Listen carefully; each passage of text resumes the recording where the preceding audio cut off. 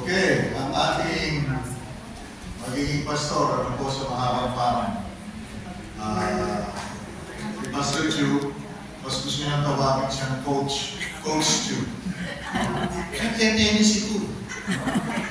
So, kaya, at tignan nyo tennis player, tapos naging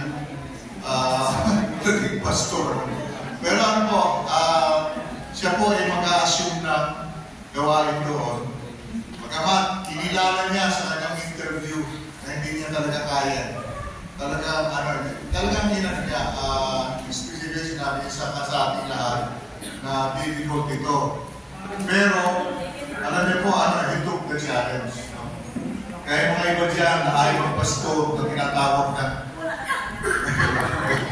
Pero he took the challenge po. At itong na to, gusto ko sabihin sa inyo, patulad ng message na ngayong umaga. Those of you who have been given a trust, kailangan isa lang dapat malaman ninyo. God is with you. That's the only thing. Sapagkat ito ang magsusustain sa iyo. What you lack, He will fill in.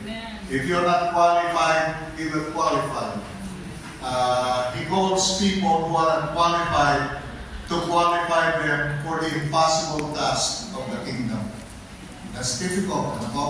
Kaya kung gusto mong malaman mo, Pastor, bagamat recognition pa lang ito, hindi ito biro-biro. Hindi ito mga klase sa biro.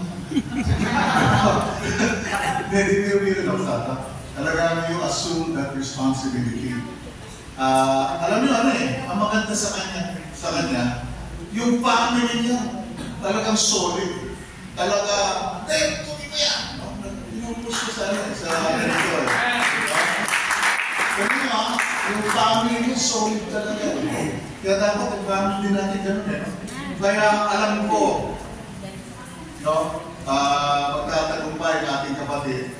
Kasi una, he took the first step, accepting that he cannot do it. Pag in-accept mo that you cannot do it, then the power of God will move.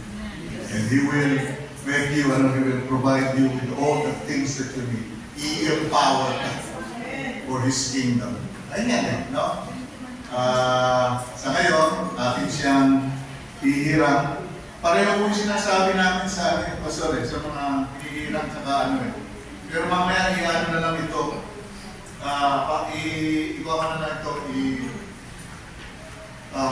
I-affirm na lang